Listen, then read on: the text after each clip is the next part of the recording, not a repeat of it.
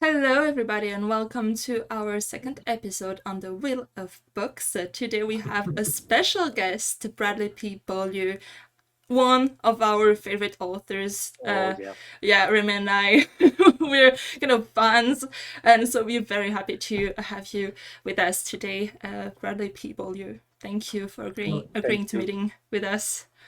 Yeah, And thank you for having me. And I'm just gonna say right from the get-go, I know that you're gonna introduce this as a spoiler interview. We're gonna talk about things kind of yeah, behind the scenes, and I've never done that before, not once. So I'm really looking forward to it because normally you don't want to give spoilers, right, for your right. books. Normally the topic is what is the book about, and let's not get too deep because that would give too much away. But so this is a really neat format, so I'm looking forward to it. Thanks for having me. Thank you. So, as you said, it will be a spoiler interview. I have a small spoiler thingy at the top of the video, so you should be warned.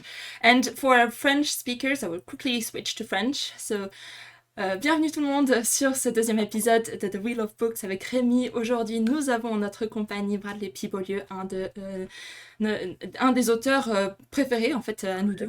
On est complètement fans.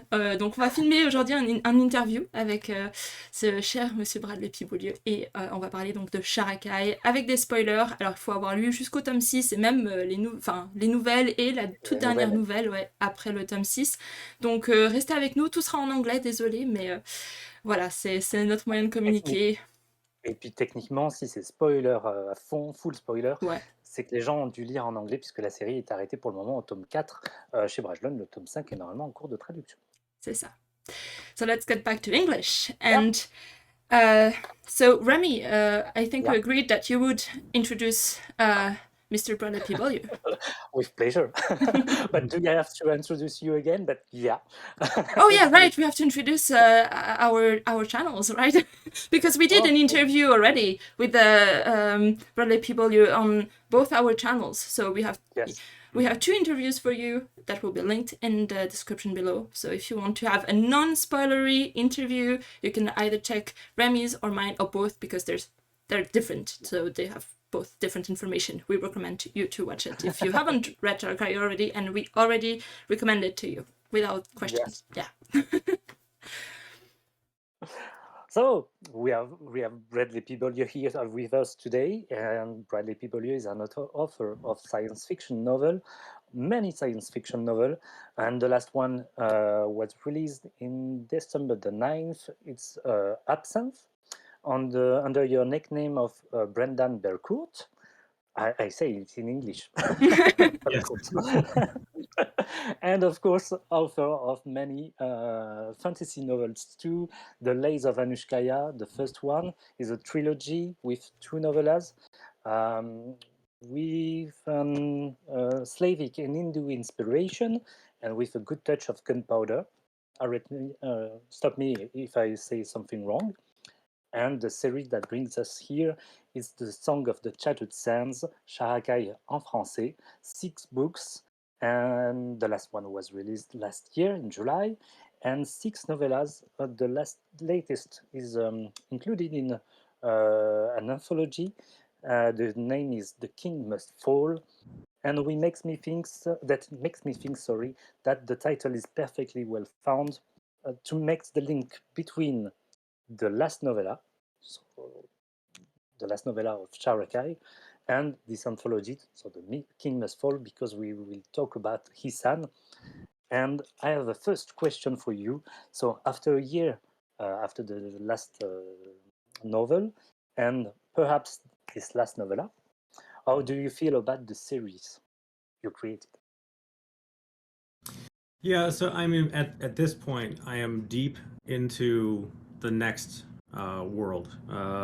I'm writing a new epic fantasy that's set in a bit more traditional Western European type environment. It talks a lot about empire, the haves and have-nots.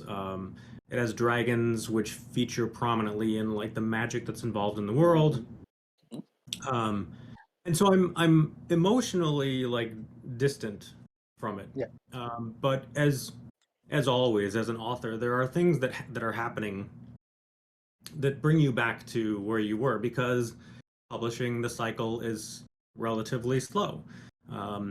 Things come out a year, perhaps 2 years after you've written them. And so that time frame is just kind of extended, and so you're constantly being sort of pulled back into a project, or maybe a book, maybe one book in a series that you've done in the past. And so in this case, as you mentioned, the King Must Fall anthology, I wrote a novella called The Last Days of Old Sharakhai, which features King Asan, one of the main characters in the series. And so naturally, as people talk about it, I kind of go back to it. And I tend to go back and like review kind of my favorite parts of a story, whether it's a book or a short story novella. And so I did that again. I went back and just kind of reviewed some of the, how did it begin? How did it flow? How did it end? That kind of thing. And it's, for me, it's like I spend so much time, even on a novella. And in this case, we're talking about a series of 6 books plus a prequel, a smaller prequel, which is kind of like 3 novellas, and then 6 more novellas on top of that. So, 1 million plus words, right, that I wrote over the course of 12, 15 years. And so it's nice to like kind of to go back and to become sort of reinvested in the story a little bit. And especially knowing what they've been through. Now that I've written the whole arc, they went through a lot, those characters. In this case, it's us too. Us too.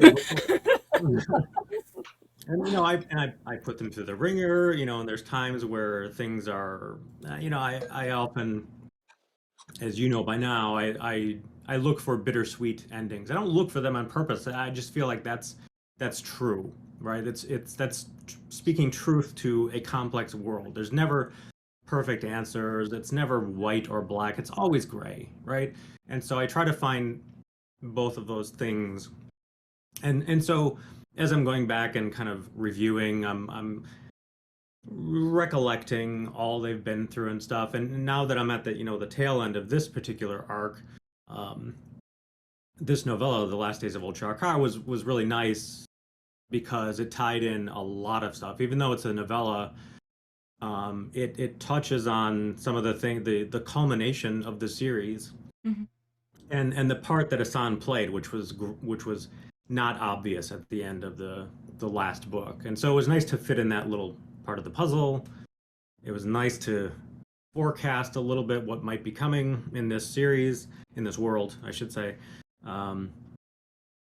So it's a lot of, again, being removed from it for a little while.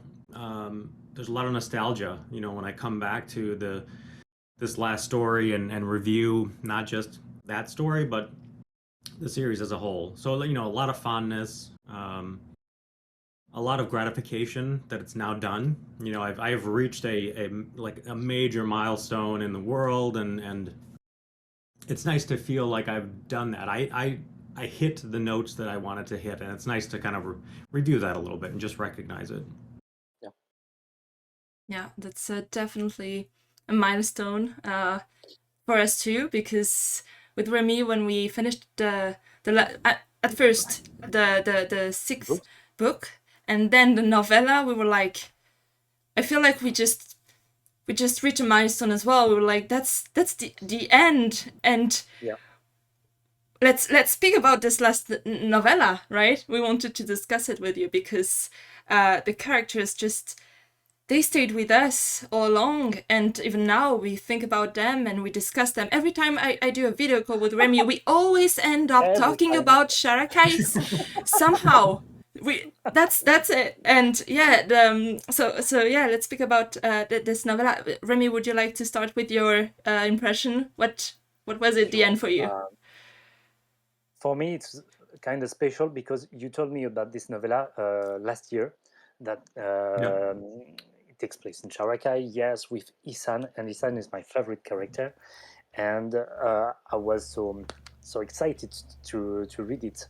So it is the end, and maybe somehow it's it's like a new beginning and again another ending, because I say goodbye to the series last year Yeah. with the book six, and I open up the new novellas this month, and it's a new good beginning somehow, and as I say, a new ending. So um, for me, it was the best period in this novella, because, as you say, there is a little shadow in the story between the last battle and the epilogue. And Yep. Isan is just masterful. I found the Isan of the beginning of the series calculating. He think of his own interest just a little bit when his grandchildren ask him to take back the city and to take back Sharakhai. We can see that he think about it during maybe 2 seconds, but he think about it, and maybe if he wasn't doomed, uh, what shows I don't know what to say, but quel aurait été son choix? Oh, what would he have What? chosen if he Yes, wasn't dying? Would exactly. he have taken Sharakhai back? Yes. That's really brilliant, because you're like, he had made a huge progress, but still there's something he's doubting. He's like, I could, but I will be dying anyway. So you're still wondering, if he was not dying, would he have taken Yes. Sharakhai back? Because he's Exactly. Isan, and he's very, I mean, I don't And know. Yeah, go ahead. in the same time, he's very diminished, because Yeah. all his powers is disappeared somehow, piece after piece, Yeah. and after Nyan's death, it's just the shadow Oh, of himself. Marian'S Death. And Sorry, but my heart was. oh, it was so cruel. I mean, it was so heartbreaking, and I Yeah. still have the picture of him like having Nyan in his arms, and oh God, sorry, but that's For that's me, what. she will die because of the black mold, Yeah. sorry, not because of the battle. And I would like to say that his little strength that left to his son is left with it. Sorry, it owes to his daughter, Mm-hmm. Ransane, and for who he wants to live a free and safe world and a safe city. His daughter is loves above all else, Mm-hmm. and we feel it. We can feel it. And the girl already lost her mother, and she is soon lost her father too. So it's kind of heartbreak. And finally, uh, we have all the facets of Isan here in this novella for me, Yeah. the calculating one, the lover Yeah. one, and the Hitan of the present. So very diminished because he Mm-hmm. lost of his power. So yeah. Yep. Yeah.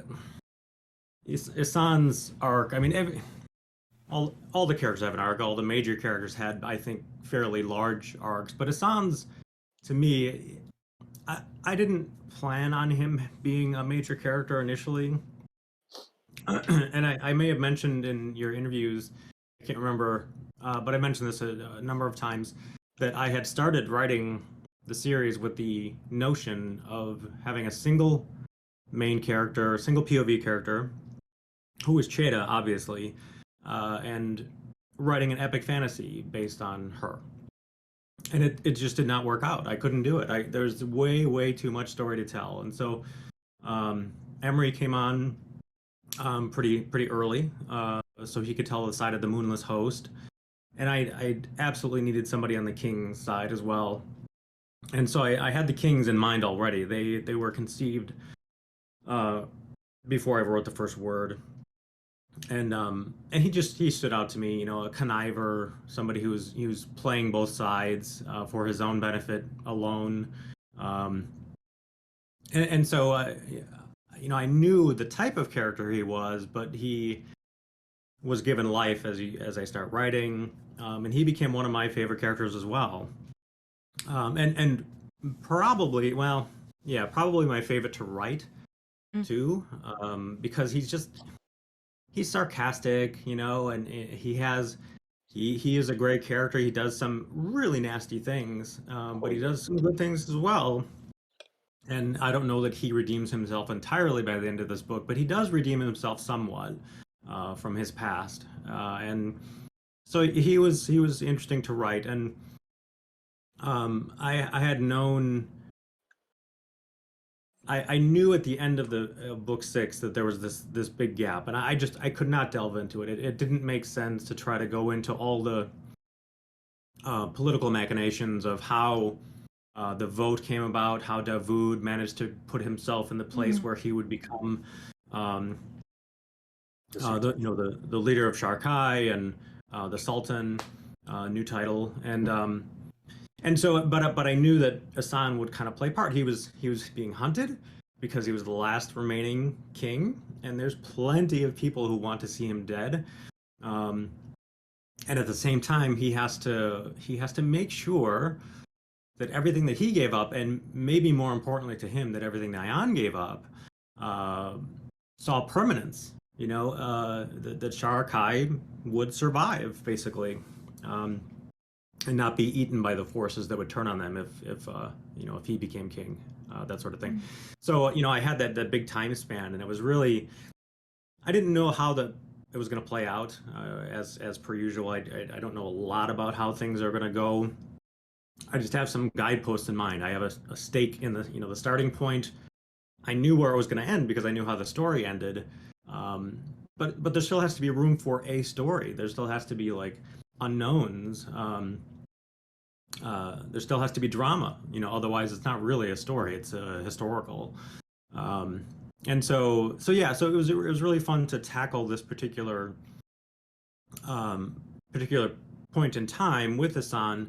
But as you alluded to, this is a glue of sorts. I have long, probably since book 3 or 4 roughly, I knew that I wanted to maybe continue the story. And so then the question is, well, who's going to continue the story? What is it going to be about? When will it be? And I kind of thought early on that, I really liked Mala. She showed up in book 1. Yeah. She kept showing up. She kept like making herself known to me. She demanded page time. And so, I gave her her own novella, basically. She shows up here again. And then Ronsana is such an interesting character to me because she comes from a queen and a king. She will absolutely be hunted if people know who she is, right? Just like King Assan was, because the desert and these people believe in blood lineage and power that comes from, your forebears and that type of thing.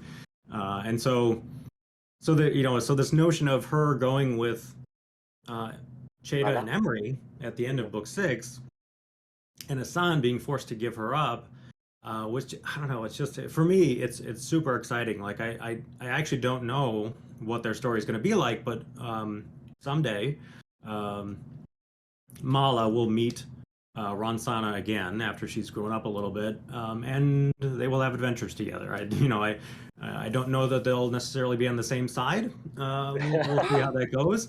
But it's I don't know. It's a really neat idea for me because they're both unique characters. Yeah, that's so promising. I can't. With Mikaela, we are dreaming of see all the empires around Sharakhai, see more about the culture, about the magic maybe. We saw the water dancers in the book 6. Yeah. It was just amazing. Yeah. And we want to see more. Yeah, because as I told you, and I told Rémi as well, like for me, Sharakhai is like home because I'm so used to being inside the walls of Sharakhai. But now I just wish to go further and go explore, and I don't know, Malice or whatever, and just finding new homes in this world. So I really can't wait to see where you're going to lead us in this potential new series trilogy. Though that's we just need to know more about these regions. That's Yeah, it's a tricky thing too because you don't want to. We've reached a point of relative peace in the desert, yeah. right? And you don't want to undo that entirely. You don't want to trample on the original series, and also if you're writing something new, it has to have its own identity. Mm-hmm. It has to be something different, and so obviously it's inheriting a ton from the previous series and such, and so you want it to look different. It's actually kind of like I often talk about how authors get published. What books get published, what do editors and agents look for. What they look for is something that is like something else but different. Yeah. So it has echoes of Wheel of Time, but it's told through this point of view, whatever. It doesn't matter what it is. It's just finding some unique combination of familiar and foreign that attracts interest. And so writing a new trilogy based in the same world is going to be the exact same challenge for me. I will not start it unless I feel like I'm putting a new twist on the story, a little bit, showing something a little bit different. And maybe that's just showing a different desert, something that is more stable and might fall apart. We haven't had that throughout the whole 6 books and all the novellas. It has been chaos from beginning to end, and by that I mean in the city, in the desert, in the countries that border the Great Shangazi. They were hungry for Sharakhai for centuries, and they finally have a chance to do it.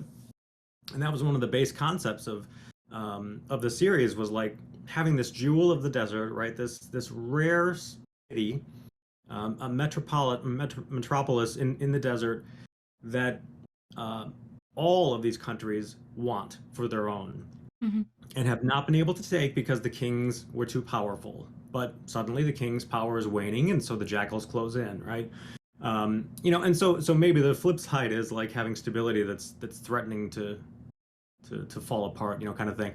But I don't know what it's going to look like. But my point is, like, you have to kind of look at that in a similar manner. You have to bring something new to the table. You don't want to just continue the story ad nauseum until people get sick of it. That's the last thing I want for the series.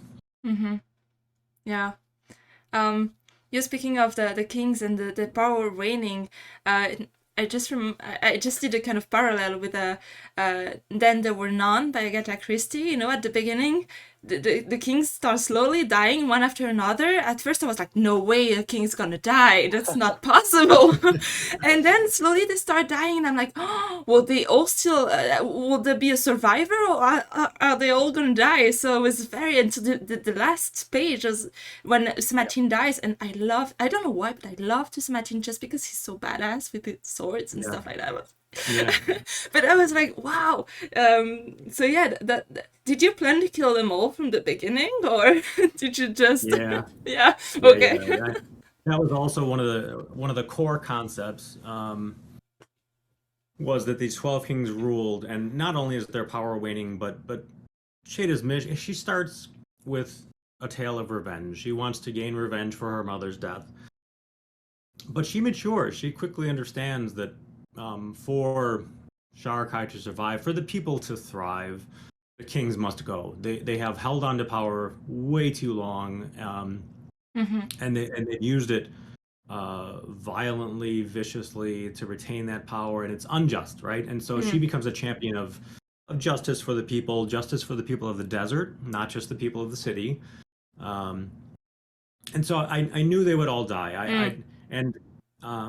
I also knew that she wouldn't be the one who would kill them all, because that would be kind of silly, right? There would be different circumstances. So it was really fun in the beginning to have come up with these different kings, different powers.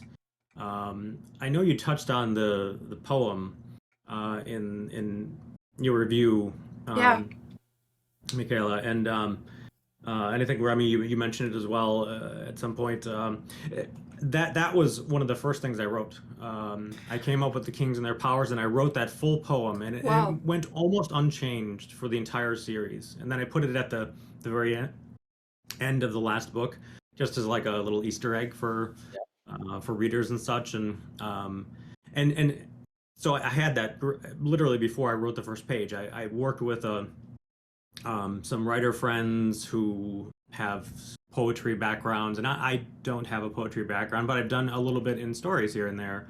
And so it was very fun to come up with those initially, because it gave each king a personality right from the beginning, just from their powers. Like they were given powers because they were a certain type of people.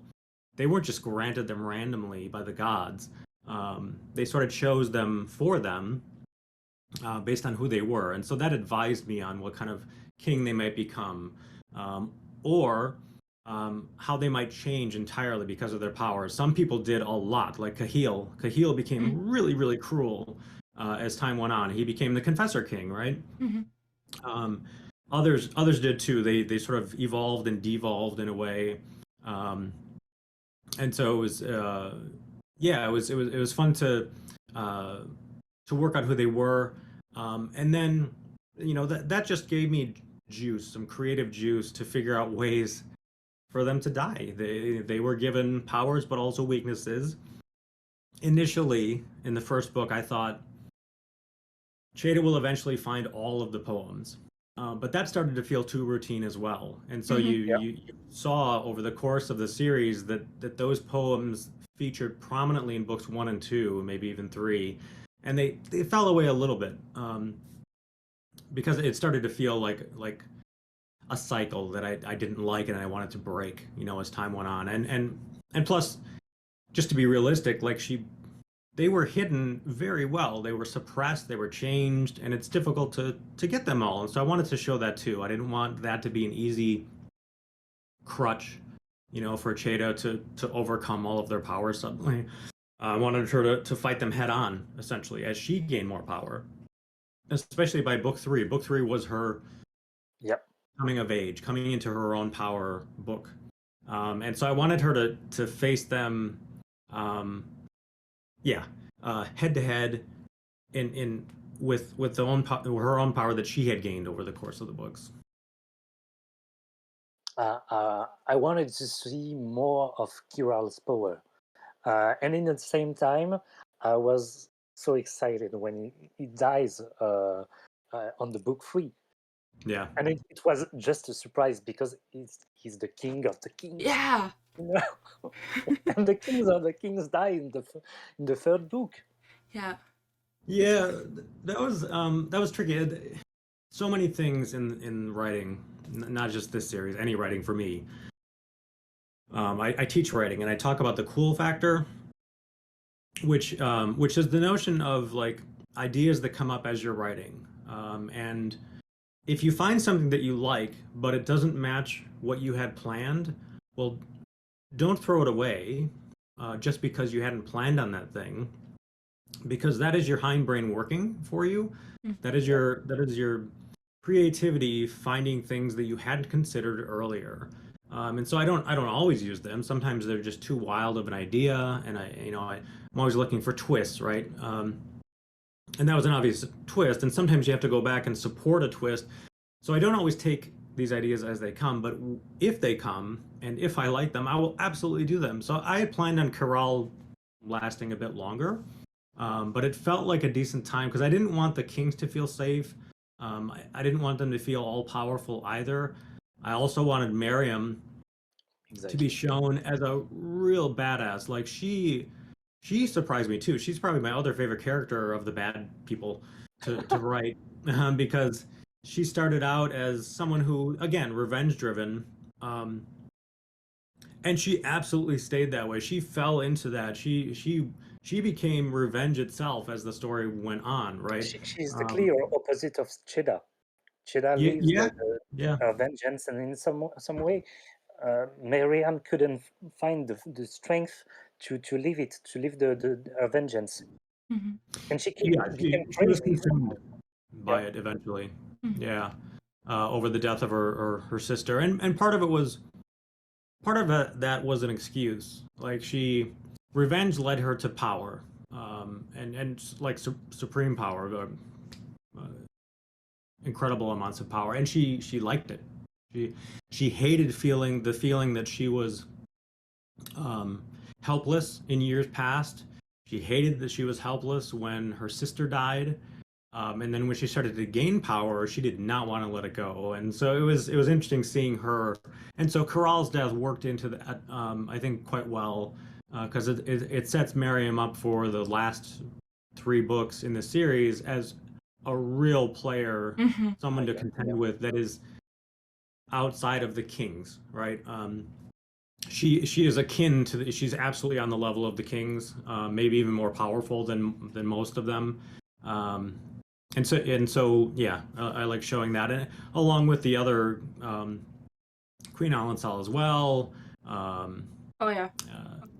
Yeah, and so yeah, just I was just constantly trying to find ways to show like different characters, different motivations, but also like different cultural sets. You know, Miriam played proxy for Chimere, and Alansal for Maria, that type of thing, and so just trying to find a cool mixture. And yeah, and so when Corral's death came up, it felt right, you know, pretty quickly, and it felt that it was fun to write and bring that twist. And also, I had a slight problem in that it's not a major problem, but like Husamatin and Corral are clearly the 2 top guys. Husamatin doesn't have a lot of political ambition though, and Corral does, and so I kind of wanted, like, I liked the idea of having Corral out of the way so that Husamatin was almost forced to take the reins a bit, because I knew he was going to be the last king to die pretty early on, and that Cheda was going to challenge him in some way, and I didn't really know he was going to become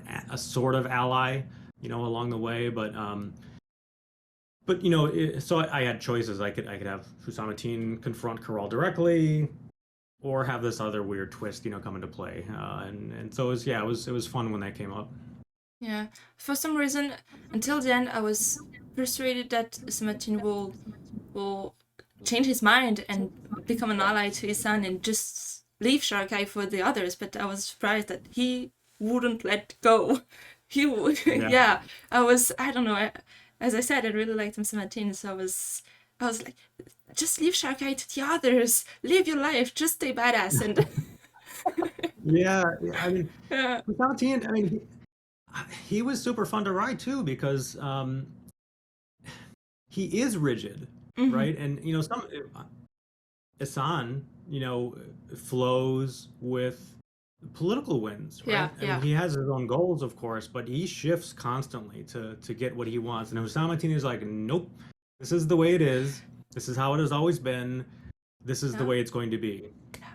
And so it, you know, it's actually kind of fun to write those characters who, even in the face of a reasonable proposal, you know, by Assan or Cheda or whoever, he's like, no, that's not going to happen. And you know, and those people exist in the world, you know, and so it was kind of interesting to write. I don't know, and an authoritarian who does have a sense of honor, but also like duty to what came before, and so much so that he's blinded himself to any other possibility. You know, and so he more than any other king represents the old guard, and so he had to fall. You know, that is the representation of old Sharakhai in essence, and so he had to go. So yeah, I was that battle, that duel between him and Cheda, I had envisioned since probably book 2, roughly. Yeah, I knew roughly how the story was going to end. I knew that he would probably be, besides Assan, the last to die, and so yeah, it was that was really sweet as an author to write that scene. It was just a long time coming. And speaking of death, we have the Marian'S Death. Oh yeah. It is just perfect. At the beginning of the book 6, I thought I would like to see Ramad kill or be here at the end of Miriam, because for me it was just the perfect ending. They are together since the beginning. They are a family. Ramad is brother-in-law of Miriam, so it was perfect to finish the life of Miriam with Ramad for me. Yeah, hers too. I mean, Miriam took a lot of twists that I didn't expect along the series. Again, she demanded more time as the books went along, and I didn't know that she would become this person exactly when I was writing the early books. Um, but by the end, I, I I wrestled a little bit with how she would die. Um, I knew she had to, and I wasn't sure if it was going to be something where it would be a battle of some sort, uh, or what. But I liked this notion that she was almost like forgotten, like she was nothing. By the end, the demons ignored her and the god ignored her, and Ramad was like, it's just time for you to go. Almost no emotion at the end. It's just time. Um, so that was actually not fun to write. It was gripping for me to write because again I had envisioned that for a while. Hmm. And her, sort of similar to Samatine. I mean, she was again consumed by her sense of revenge and stuff, and just couldn't let that go. So she had to go as well. Yeah, for the desert sake. Yeah, Hmm. yeah. Hmm. Speaking of Miriam, I was really surprised by Ashel, and I think I understand you kind of left some clues in the first books that there was Yeah. this place, this kind of fallen god, and I was like, no way. You know what? For me, that means we need to do a reread. Rereading. Yeah, no, that's okay. So how does the oh my god, how has it built up for you this coming of the gods more and more present, and then the fallen god Ashel? Yeah, so the young gods are the descendants of the first gods who left the world, and I so early on I had this notion of like these young gods being jealous of the mortals that lived. I didn't know why, and I had this notion of these elder gods who made the world and left. And I needed a reason for the young gods to be involved at all in the story. Like, what were they doing? And they were kind of the main driver all along, although no one really realized it until like later in the story, books 5 and 6. Um, and so I use blood a lot in the story, and this notion of inheriting things, but it also gives you power. And so the elder gods created the young gods, but did not give them their own blood. They did not give them their power. They had power of their own that was kind of tied to the land, and so they were stuck. They were essentially anchored to this world. And the elder gods eventually grew bored and left. And the young gods like pined for them. They were their parents essentially were gone from the world, and they missed them desperately. And so they dealt with it in different ways. There are other gods besides the main ones who play a part in the story in other kingdoms who are also left behind, and they kind of deal with it in different ways. Some sort of toy with humanity, like the Erek do. But these particular gods made a plan. They were forbidden from going to the next world by the elder gods, but they wanted to defy that. They wanted to reach the land beyond, even though theoretically they can't get there. And so they created this scheme in which they would get there. And it's sort of they have kind of a precognition ability. They can see into the future, but it's more like the Greek or Roman style gods where they know humanity so well to the point that they can kind of predict things. And there is some true precognition involved, but like their plan was sort of evolved around, this is how things will go if we do these things, which led to the kings gaining their power in the first place. So the root of everything is like the elder gods and what they did, the younger gods and their thirst to be reunited, with the people who created them, and what they then in turn did with the kings, and what the opportunity that they saw in the desert that was brewing with the 12 tribes, 13 tribes really, and Sharakhai and this young, well, somewhat mature city at that point, and what they could do. What machinations could they make to see themselves get back to the land beyond. And so early in, I think it was the first book. I'd have to go back and look at this point. But Shada is speaking with a scholar, and he mentions this little phrase, 7 by 7 they came from the heavens, which would make 49 gods. And she asks him specifically, like, do you think any of them like remained or stayed behind? Did they all leave, kind of thing? And I didn't know that one had been left behind at that point. But like when I had written that, and the scholar says, well, when would you find 50 beings of any sort who would all agree to a thing, and as it turns out, the one who remained was Ashael, of course. He shows up in the last book. There's a huge gap between that little phrase that comes up and like the 5th book, and I didn't really know a lot about that. I just knew it was going to tie in somewhere. One god remained, and so what? Why? Why was he left behind? What did he do? How could the young gods use him potentially? And so everything kind of fell into place at the end of book 5 when Miriam loses her power. It's burned from her by Ramad and allies.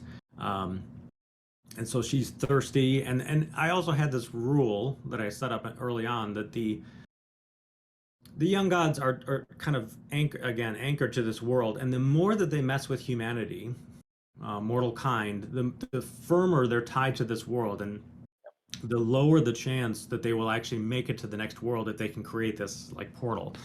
And so I had to have that happen because I couldn't have the gods mucking about constantly, because like the question would immediately come up, well, if they're so powerful, why are they messing with humans at all, right? And so I needed a construct to have that happen. And so they try to stay as hands off as they can, but they're forced to at certain points. And so they see Miriam, they know she had power, that she wants it again, and she might be willing to do this type of thing for them. And so they set her up. They set her up for them to gain access to the world beyond. And so yeah, that was a case where I knew like just very little. I knew the gods were going to get very close to succeeding in their plans, but would fall short, maybe not in the way, maybe not completely. I just didn't really know if they were going to make it, how that was going to play out. I knew that from book 1 that was going to happen, but I didn't know enough. I didn't know enough of the players. I wrote about the young gods and knew more about them as time went on too, and that helped me. And so by the time book 6 came, it was like, okay, well, it's definitely time to use this card, that I hinted I had in my hand, in book 1. And then, finding his incarnation and, how could a mortal control not just a young god, but an elder god? It just almost made no sense to do that unless there was, some kind of, trickery, some scheme that she could use to, essentially to trick that elder god, which she did in the end. So that was it was really fun playing that out. Back in the day when I played Dungeons and Dragons, I loved the well, I like the game in general, but the Deities and Demigods is a source book of all the different pantheons of gods, Greek, Roman, Egyptian, Norse, Far East, American, North American, and so I just liked this idea of these different gods with different powers and stuff, and so it was neat to sort of just play that out over the course of the story, and give them all again uniqueness, personality, goals, histories, that kind of thing, and just see how that played against the story, as it had been written so far. And again, for me, Sharakhai is a family story. So you have the third tribes, you have the Chedas families, you have all the friends, you have the kings. The kings are kind of a family too, and you have the elder gods, the young gods, and the elder gods seems like a parents for the elder god, the young gods. So Yeah. everything is family. Yeah, I think that's fair. I mean, the um, one of the first concepts was the 12 tribes. Like, where did these kings come from? How did they gain their power? Well, they sort of emigrated from the desert to the city and gained power that way and stuff.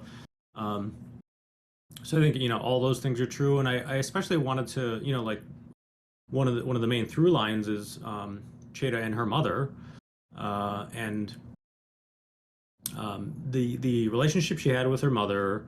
She loses her before we even meet Cheta in the first book. Her mother is gone. She dies when Cheta is like 8.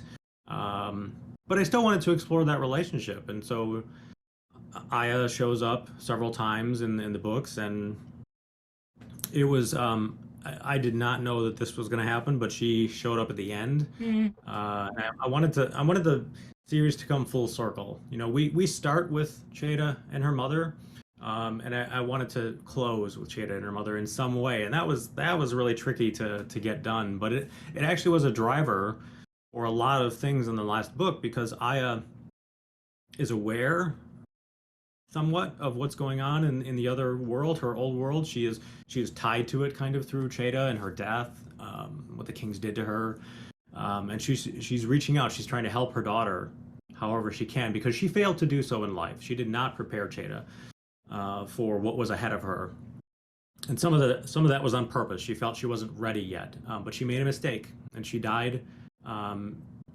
too young, to tell Cheta what was really going on.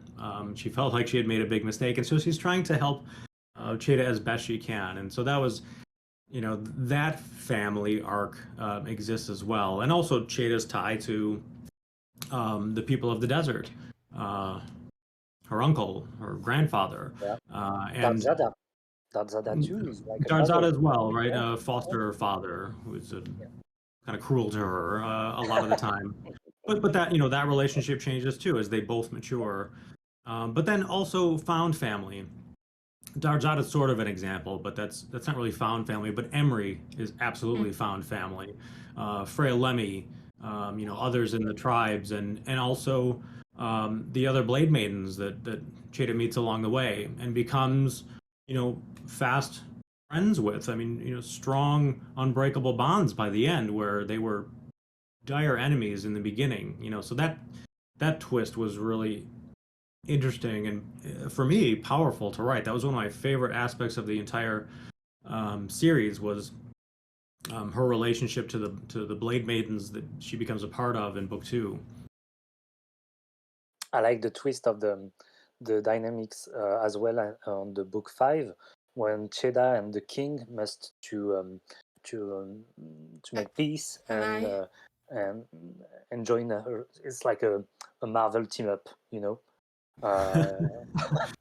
you have to work with the bad guys to protect Sharakhai and all the and all the desert. And the perfect scene for that is in the book 6, when you have the ship of the tribes, the tribe ships. They came to help the king's galleon. Oh my god, I have chills on that scene. That was perfect. And Cheta, like I imagine Cheta and like slow the sheep going out of this kind of misty sand mist with the 13 tribes behind her, and her being at the front. Oh god, I get chills at this moment. Pirates of the Caribbean, the last books, when Elizabeth saying, "Hey, all the colors." Yeah, that was amazing. That was amazing. Yeah. And that to go with what you just said, I absolutely loved how we started with a war for power, a war for revenge, and then it twisted to a war of ideas, where the Sharakhai was more important than just getting Cheta's revenge or getting power from Miriam's sides. It was, and Hamid, don't forget Hamid, who was also getting his own war against Cheta and such. So I find it amazing that they get together because it's a war of idea, and I'm sorry, I'm just gonna read a quote because I absolutely love it. It's when Emre wants to kill Hamid, and he says, Cheda says to Emre, kill him and he will become a martyr. And Emre says that if we kill him, his ally will lose heart. And then Cheda says, and I even wrote in the book, sorry, yeah. This is this is a war of ideas. Those ideas will not be snuffed out by the edge of a blade or on the point of an arrow. Hamid's ally misled to see reason, not blind hatred. And I find it amazing how this kind of twists the plot, and then you have not only actions, epic battles and stuff like there is in the book, but I mean, more than that, you can really see the process of people changing their mind, getting together or not, and that's, yeah, absolutely brilliant, I think. Yeah, I've long thought of a lot of my stories, especially this series, as a tale of peace as told through a tale of war. You know, Yeah. we follow the path of war, and hopefully we lead to peace. I mean, not everybody, but certainly our heroes want that in the end. They have a world that is upside down in some respect or another, and they want they want equanimity, they want justice, and they want peace moving forward. And so. Yeah, definitely ideas. I didn't want, battles and action scenes and war for war's sake. It's super boring, super fast, and in the end, those are really just a means to an end. So what are those? What is the end? What do those people want? Why are they fighting? And if they're fighting, why does it mean so much to them? Because it takes a lot to wage war. It's painful on both sides. And if you don't know it in the beginning, you know it by the time you're in it. And so I needed that represented in reasonable ways from certain characters' points of view. Jada is willing to fight and go to war because it's necessary, but she doesn't do it for any cost. She must have a solid reason, and if she sees a path to peace, she's going to try to get there that way instead of just through war. And so that particular phrase is very representative of her and her allies in a lot of respects, and the books as a whole, the whole arc that I'm trying to achieve and get across, is kind of represented a bit there. Yeah. And just speaking in general about like the nature of what they're trying to achieve, and like the war of ideas and that sort of thing. I have to mention Davoud, because Davoud started out as not a throwaway character. I knew he was going to play a part in the series. But he was fun to write too, because he was just a bright-eyed, brilliant young man in the beginning. Callow, right? He was new to the ways of the world. He did not understand how the desert worked, how politics worked, and he was thrown into it after his kidnapping. So he went through quite an arc too, and so he, again, smart, but not everybody who's smart can manage a situation like that properly, politically, with deftness, and he eventually does. He makes some mistakes along the way, but he grows a ton. So he's another character where I wanted to. He represents kind of the common man in a way. He's a baker's son. And we see Taylor and his time in the stalls, in the bazaar baking bread, and stuff, and so maybe even more than Cheda, he represents people of Sharakhai, not the freedom fighters, not the people who are trying to wage war, just people who are looking for peace and prosperity, essentially, and so I love this notion. Like by the middle of the series, I had to figure out what's going to happen with Cheda. Is she going to rule the desert by the end? I don't know, and that didn't feel right to me. And so then the question is, well, who is going to take the reins? And he kind of stood out. By book 4, I kind of knew that he was going to take the reins eventually. But but it had to be sold too. It couldn't be this thing where he's just, oh, everybody picks Davood, because that's convenient for me as the author. He has to make his mark on the world, and people have to believe in him. And he really does that somewhat through power, yes, but really through intelligence and negotiation.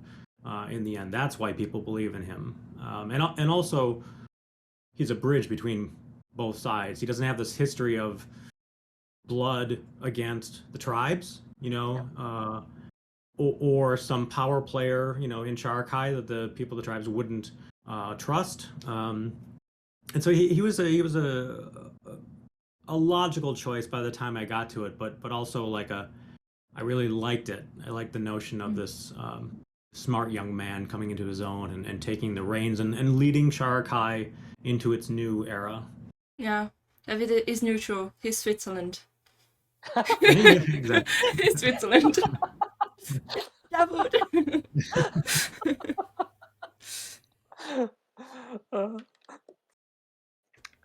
At the beginning, I thought that Brahma would reign, Yeah.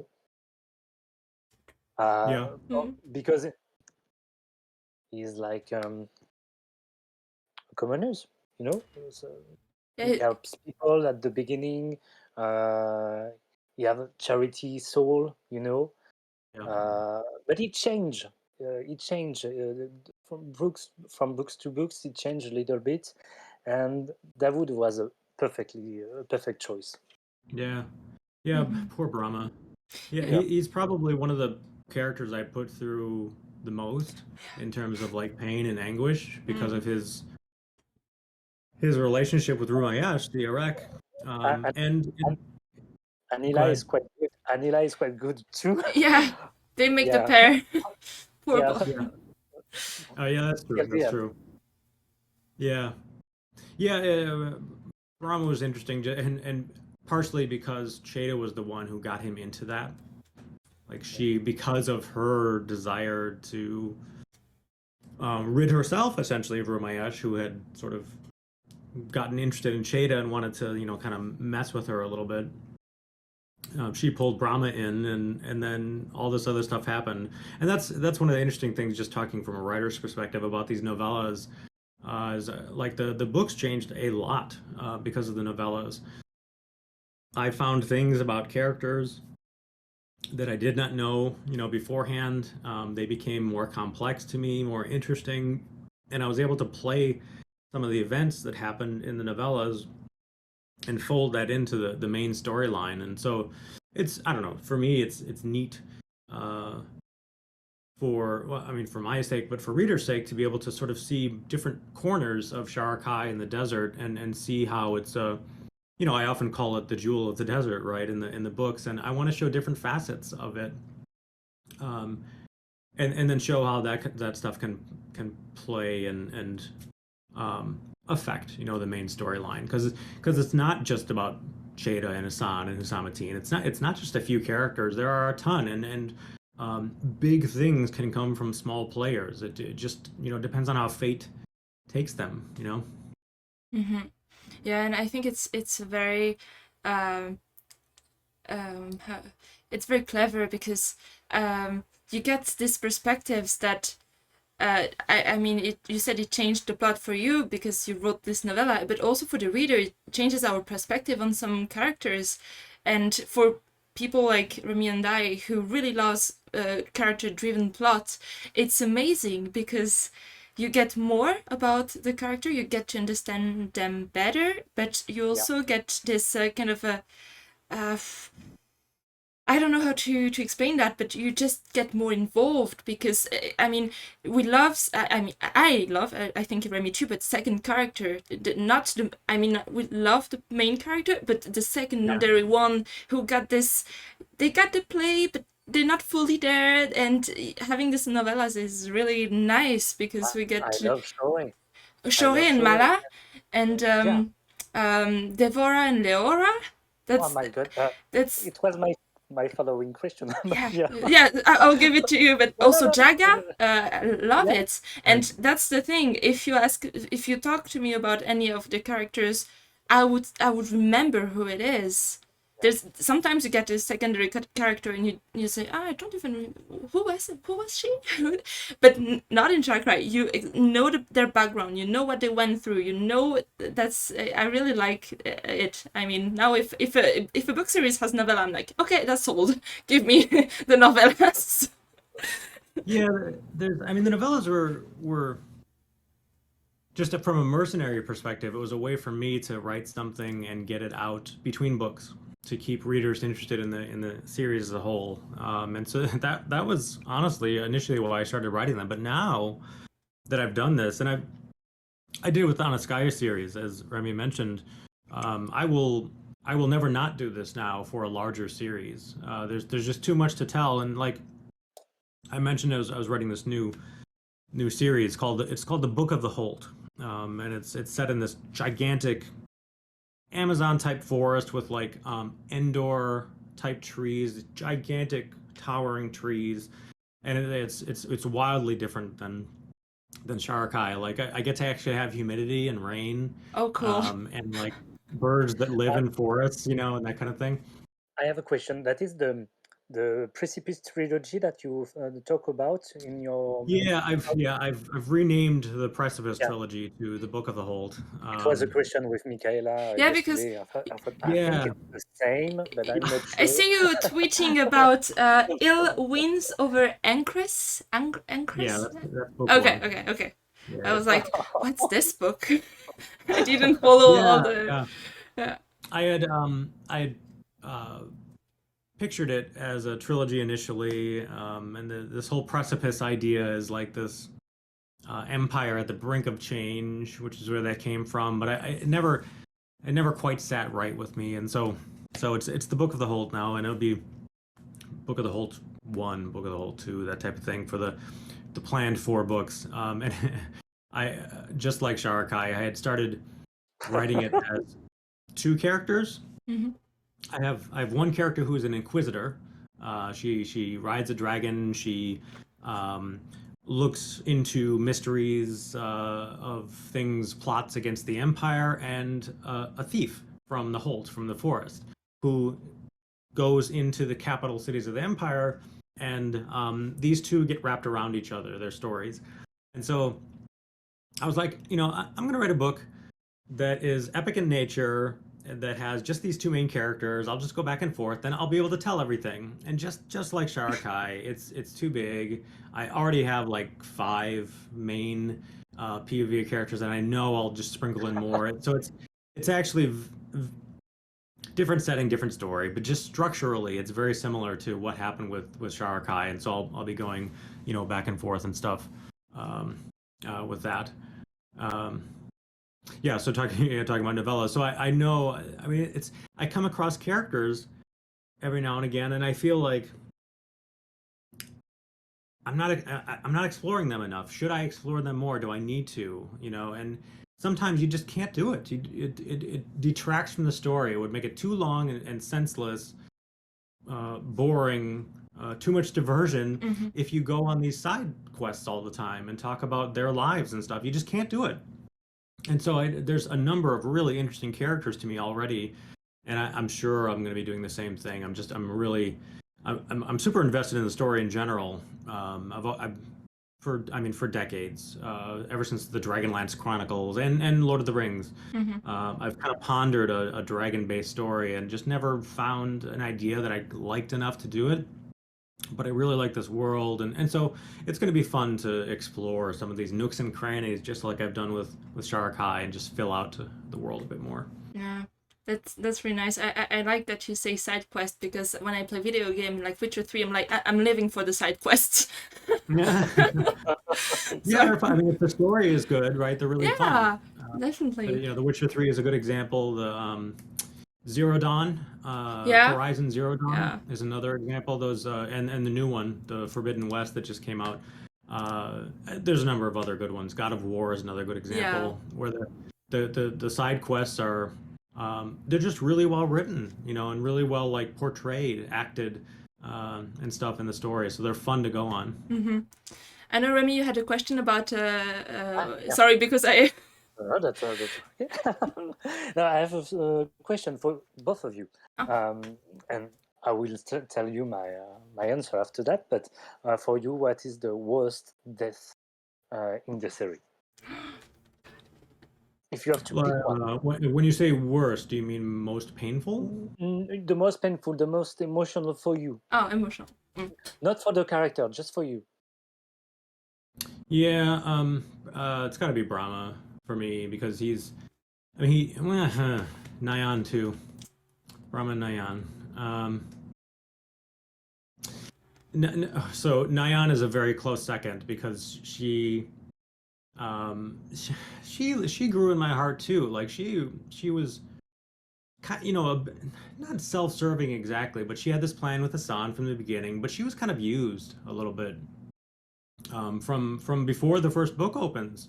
She was set up to take her father's place, King Azad, and the other kings kind of used this woman to take the man's place, and she couldn't be herself, right?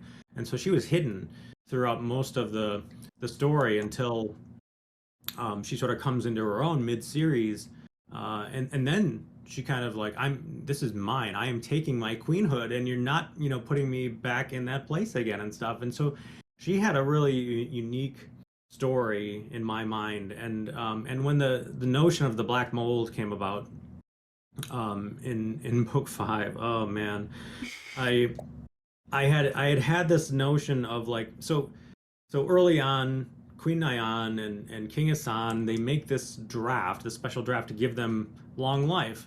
And I'm like, I have to use that in some way. Like that has to come back and bite them at some point in the story.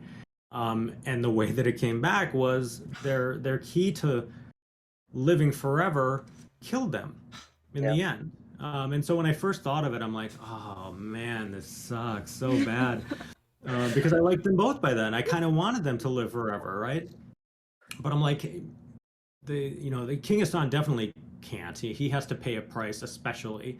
But it made sense in the story for Nyan to go, and to show that she was about her daughter's future, and the city's future too. I mean, she was obviously focusing her thoughts on her daughter at that point. But this is motherhood in a way. Like this is what they sacrificed so much, and so she gave herself to help everyone, including her daughter. And so that was tough. And their final parting, Mikaela mentioned. I cried when I wrote it, and I cried when I reread it. As I was getting ready to send the book in and finish things up. That was a tough scene. But I'll say Brahma as my top choice because we saw so much of his pain throughout the novellas and then the books, and Rumaysh, who was so cruel to him, and so he, in a way, he needed that release. I just couldn't let that go on any longer. It felt like it was getting to be a little bit too much, And it's maybe not, just as an author, it's like, it's not fair to make Brahma keep doing this over and over again, like go through all this pain with Rumaysh. And also just to show a slight twist in their relationship. Like Rumaysh was really, just terrible, didn't care about humanity in general. But she tied herself, she became part of Brahma, by the end, on purpose, so that she can make it to the land beyond, which she eventually does. But she can't help but be affected by that, and so she almost becomes not sympathetic. That's not the right word, but like she comes to understand humanity a little bit better through Brahma. For Brahma's part, yet like Nyan, he was also sacrificing himself for the greater good. Along with Anila, so those things had to come to a close. So it was just, it was tough to write him all along, and it was tough to write that, those scenes where he's still like right at the very end, he's not escaping her, even though he's moving, to the next life, he's still stuck with her, and so that's a cruel fate, to write. So those are my answers.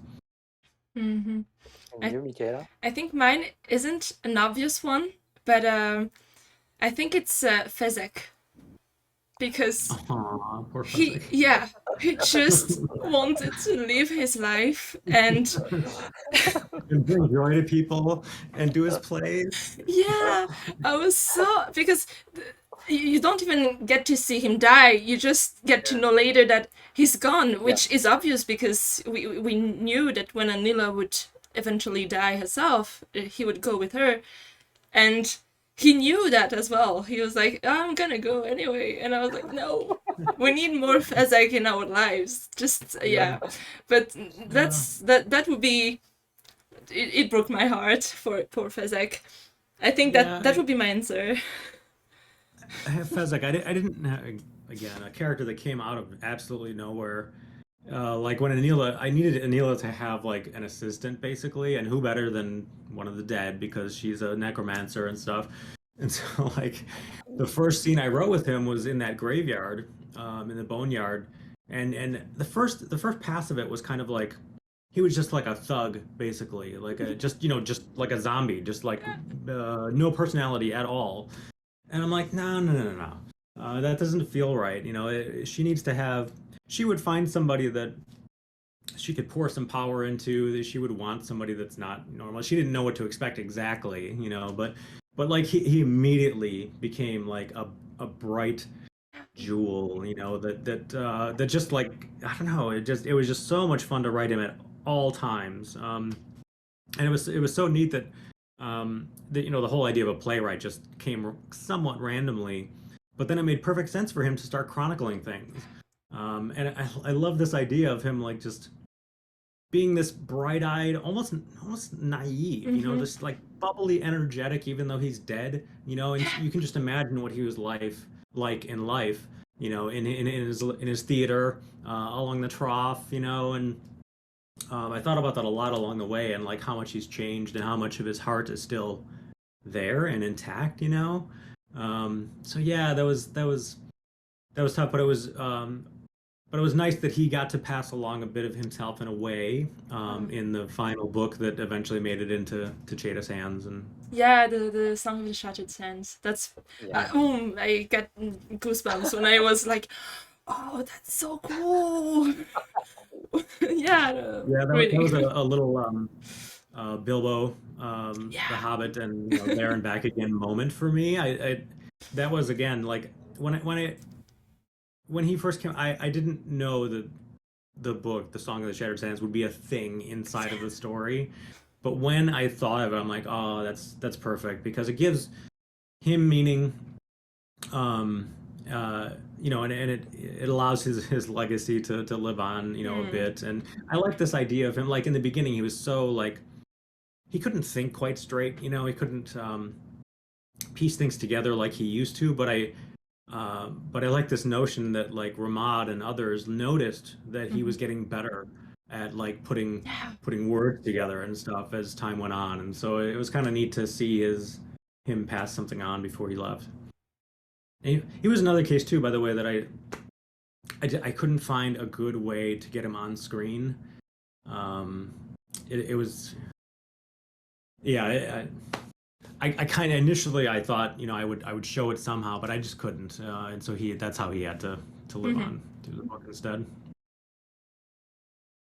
And yours, What about you, Rémi? Remy? Yeah. For me, it's Leora. Oh, yeah. Yeah, it's Who? I'm sorry. my worst. Leora. Spell it for me. I'm having trouble. Leora. I don't know. L-E-O-R-A-H. Oh, I'm not sure Leora. about the spelling, but sorry. there's Devora and Oh, Leora. That's me. No, That's me. it's my fault. Leora. Yeah. That's how I say it. So Devora and Leora. Yes. Perfect. Yeah. And for me, it's Leora. Yeah. Yeah. She's she's the heart of the family. She's the heart of all the tribes for me. So and I bought this one, but it is a signed one, and I waited. Je l'ai attendu. I waited for it. Yeah, I waited for it. Yeah, and I couldn't wait, so I bought about the audiobooks, you know. Oh And yeah. I have all the things in audio, and it was so hard to see that. For me, the Leora death is the beginning of the ending. Mm. From this chapter, that signed the ending of all the books, you know. Yeah. I Yeah, think. so those two, Leora and Devora. So I had Leora in place before I had written um the novella, before I even had an idea that I would write about them. And I will admit, a lot of my own grandmother on my mother's side went into her, and Devora sharing a body essentially. Um, and it was pretty neat. It was pretty fun and special to go back in time, a couple of generations earlier, and show, I don't know, what life was like, but also show the permanence of the kings. Yeah. Because the kings make an appearance in that story as well, and I wanted to show how they gained their ability to sort of share a body through night and day and stuff. And she just became like a what we would typically think of as a grandmother, someone who is trying to pass wisdom, trying to protect the young, right? Because she knows her time is limited. So she's trying to, make a better world, pass along her knowledge, before she goes and such. Yeah, so she became both, but Leora especially became just a sweet protector, and was, even though she didn't know Cheta when she was young, she made some inroads. She tried to make connections, along the way. Once they did meet, and that sort of thing. And yeah, that was another case too where I did not had no plans for that to happen really, but once, something had to happen to help Cheta, and it's nice that Leora was able to, again, to have meaning, through her death, and help not just her children, her descendants, but her tribe. And she knew, by then, all the people of the desert. She was like fiercely protective of, especially the desert people. I don't know that she cared a lot about Sharakhai, but she just wanted the desert to remain, and and that sort of thing. And so it was nice, and again, bittersweet to have her do that. Yeah.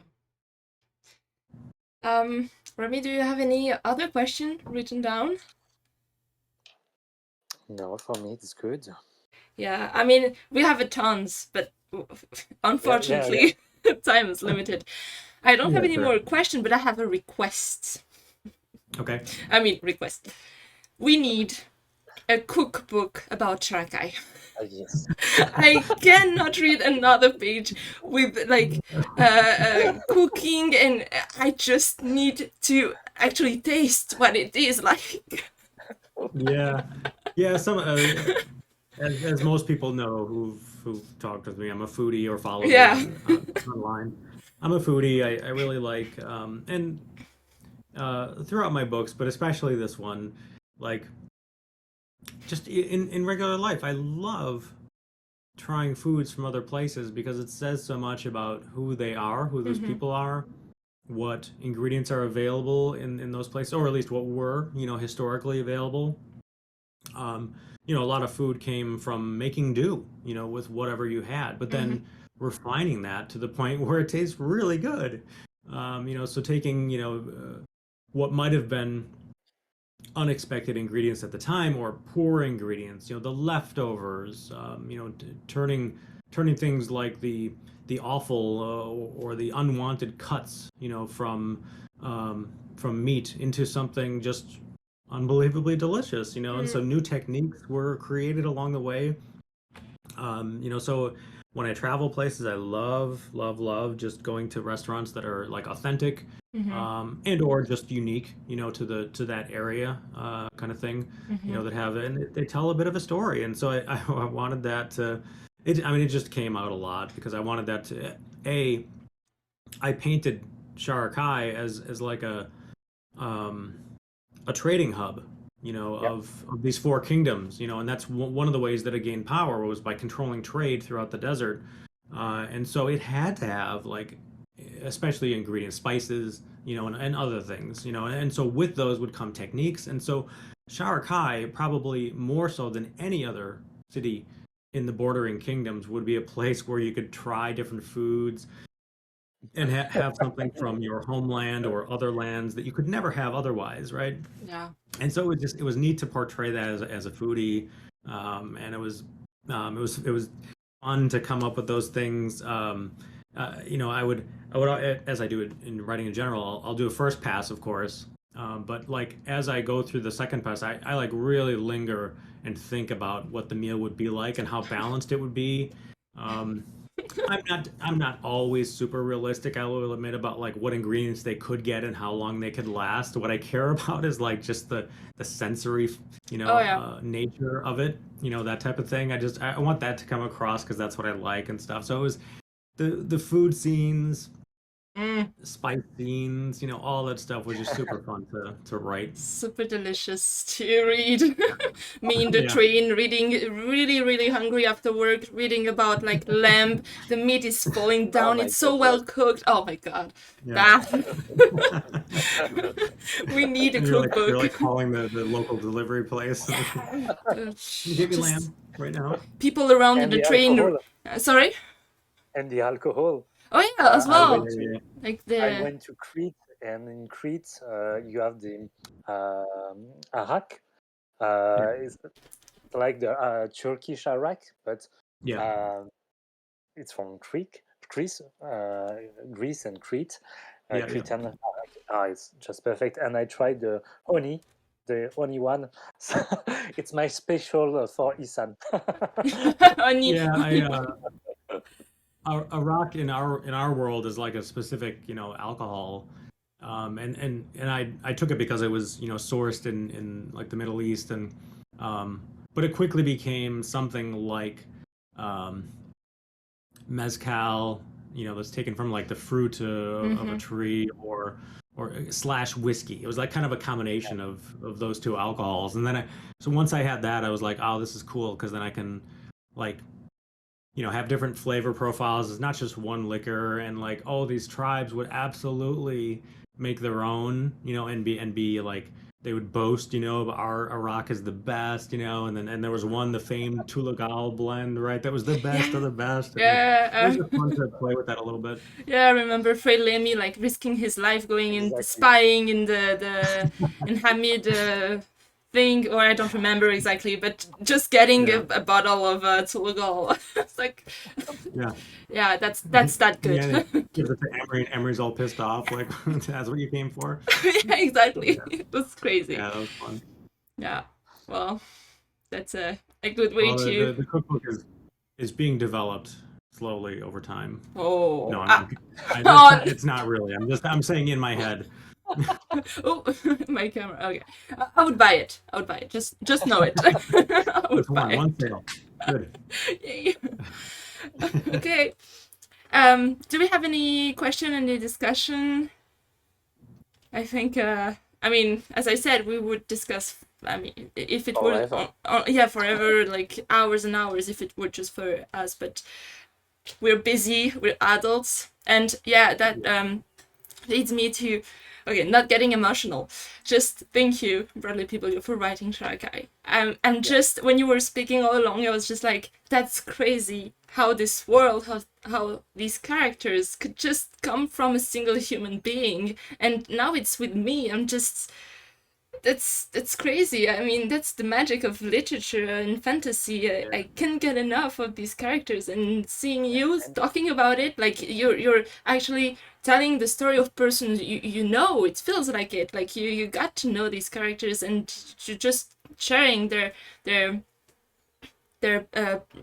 lives, and that's just just getting emotional here. But that's crazy. Thank you very very much.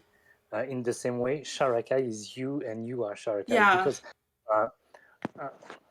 we talk with you on Facebook or Instagram, but seeing you last year during our interview, or now, we can see how profoundly human you are, and profoundly foodie and family oriented, and it's something so good to read your book and see that the man is like his book. I don't have Yeah. the English word for that, but Yeah.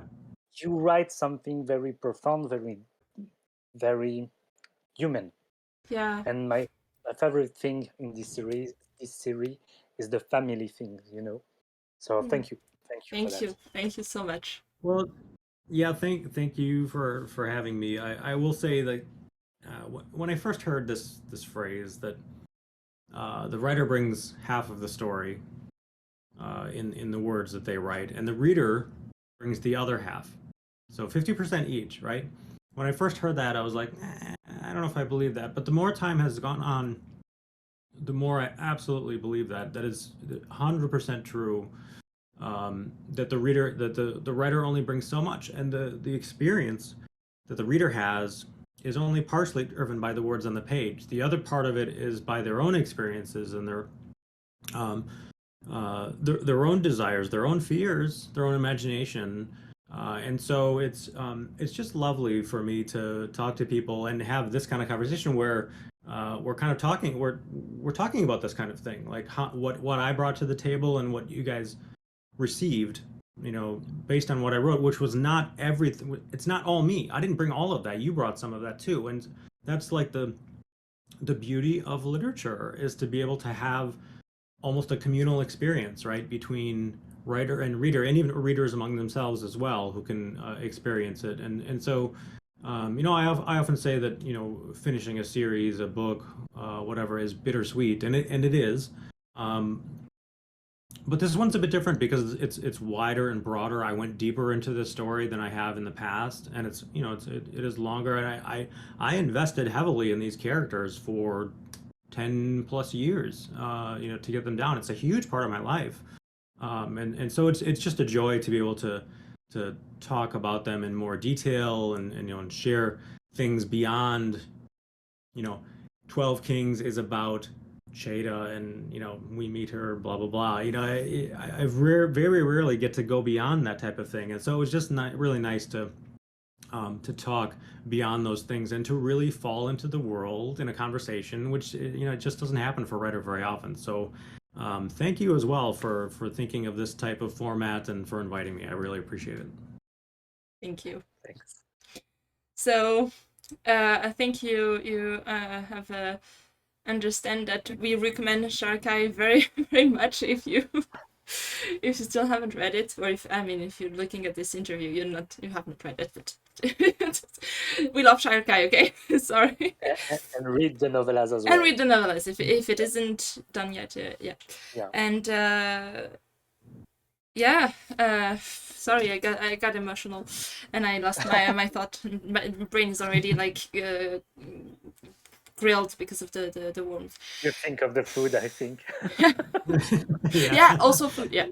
But yeah, thank you for being here for this interview. I hope the viewers enjoyed it. If you have question, we can still discuss in the comments below, yeah. And we'll see you soon in our podcast, and don't hesitate to go to Bradley Beaulieu. He's very accessible. You like to chat with the readers, so that's also a big plus. Thank you for that, for the emotional support when you end Sharakhai, like, Mr. Beaulieu, wow, that was amazing. Yeah, thank you. It was very nice. Thank you so much.